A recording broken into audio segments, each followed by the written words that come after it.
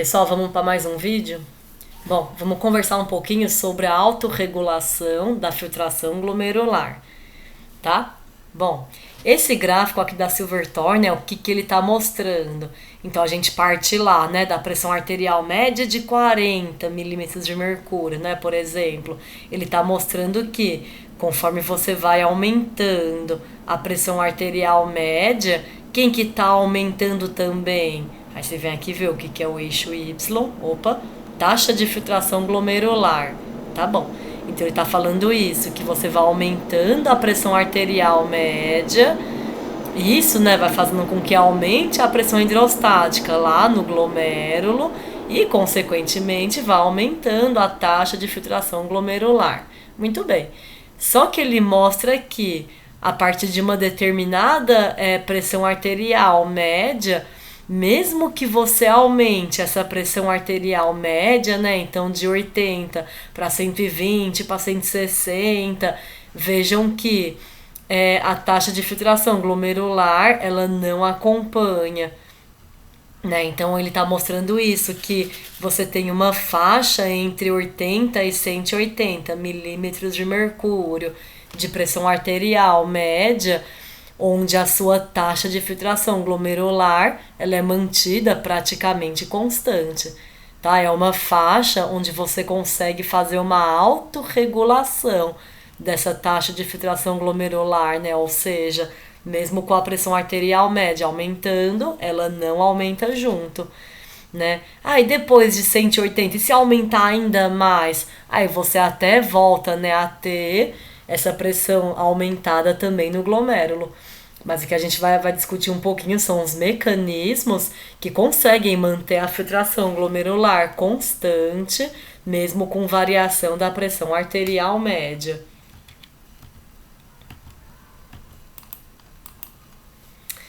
Bom, a gente vai ter dois mecanismos que vão conseguir fazer essa autorregulação da filtração glomerular. O primeiro, né, e mais simples, é o mecanismo miogênico. Né? Eu coloquei essa figurinha aqui para ilustrar, só para falar o que consiste, né, o mecanismo miogênico.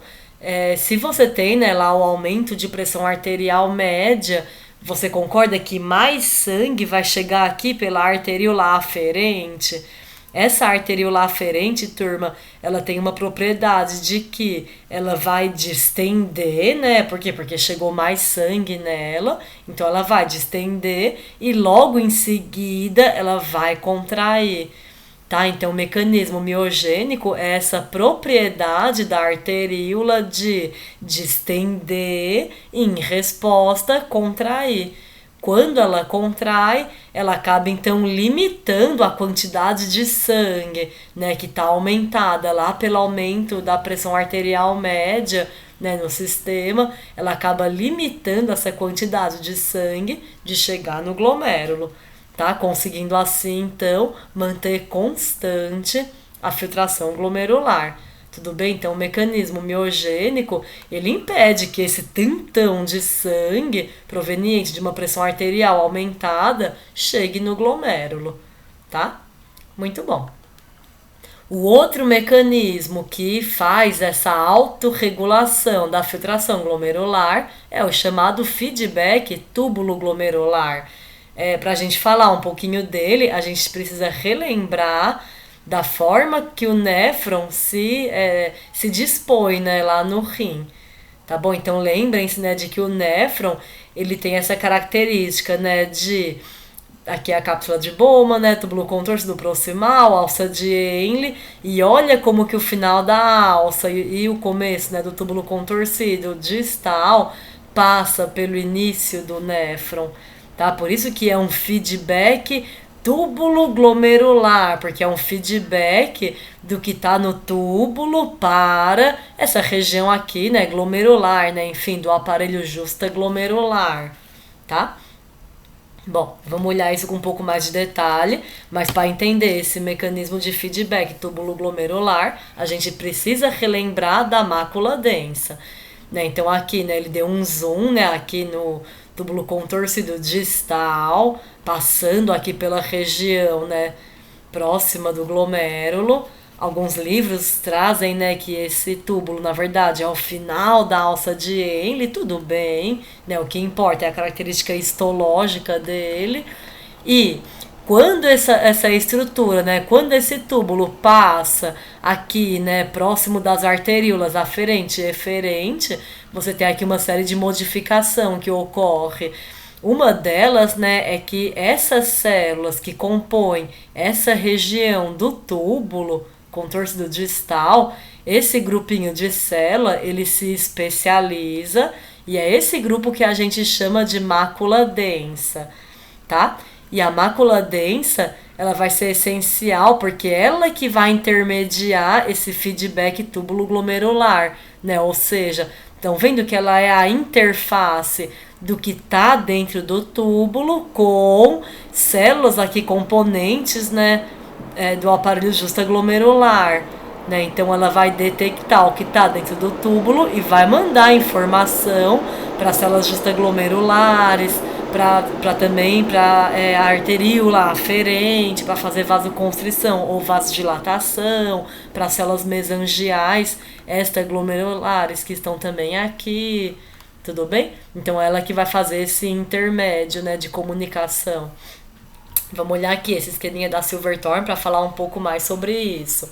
Né? Então, as células da mácula densa, turma, ela detecta tanto o volume que está aqui dentro do túbulo, né? O volume do filtrado, do fluido que está dentro do túbulo, como também detecta a concentração de sódio, tá? Esse esqueminha aqui, ele traz um pouco sobre a variação de volume aqui dentro do túbulo. Então, vamos ver. Bom, no passo 1, vamos supor que você tem lá uma taxa de filtração glomerular aumentada. Né? Então, aqui, ó, o passo 1, vamos supor que filtrou bastante. Né? Então, vamos supor que aumentou a pressão arterial média, chegou aqui o sangue, né? Teve lá um mecanismo miogênico, ok, mas aconteceu de filtrar bastante, tá? Aí, esse fluxo, né, ele vai correr através do néfron, né, através dos túbulos, e ele vai passar pela região da mácula densa. Né? Então, aqui o passo 3, né? O fluxo na região da mácula densa aumenta. Né? Não entrou um monte na filtração? Então, vai chegar um monte lá na região da mácula densa. Afinal de contas, é tudo néfron. Né?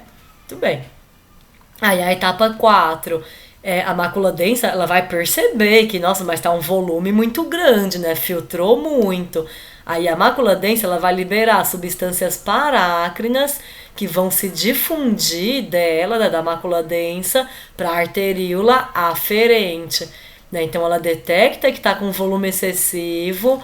Então o sistema percebe que, bom, se está com volume excessivo aqui no distal, quer dizer que filtrou muito lá no começo. Aí ela vai mandar substâncias parácrinas que vão atuar lá na arteríola aferente. E vão fazer o quê? Vão fazer vasoconstrição dessa arteríola, né? Que é para fechar a porta de entrada do glomérulo. Tá bom? Então ela faz vasoconstrição dessa arteríola.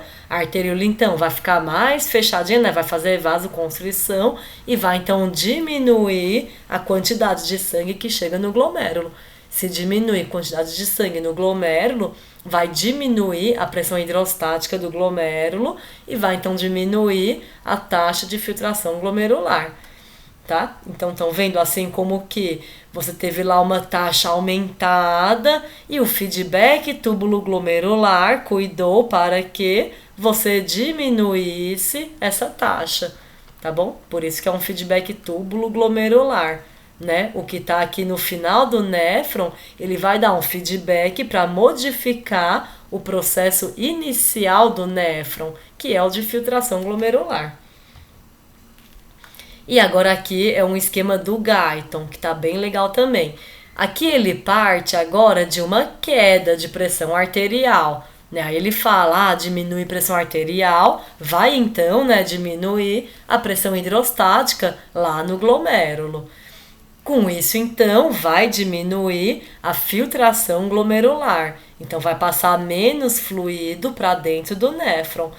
Se é filtrado menos volume, né? Se passa menos fluido para dentro do néfron, menos fluido vai chegar na mácula densa. Ela vai perceber esse volume diminuído e é o que ela vai fazer. Ela vai diminuir a resistência da arteríola aferente, ou seja, ela vai deixar essa arteríola menos resistente, ou seja, mais dilatada.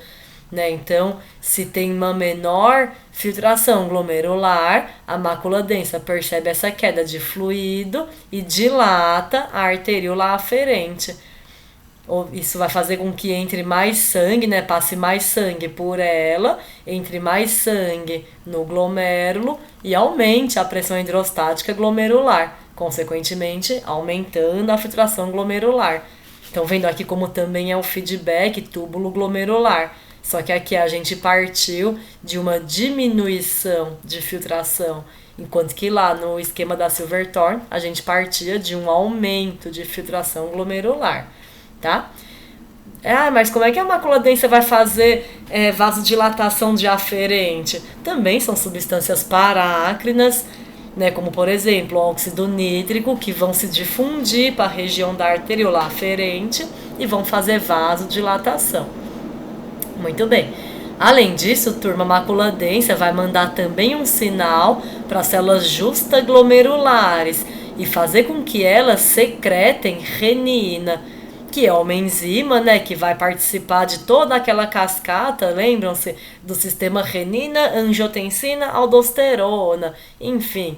Então, se você libera renina no sangue, você vai aumentar a produção da angiotensina 2, que vai fazer vasoconstrição da arteríola eferente.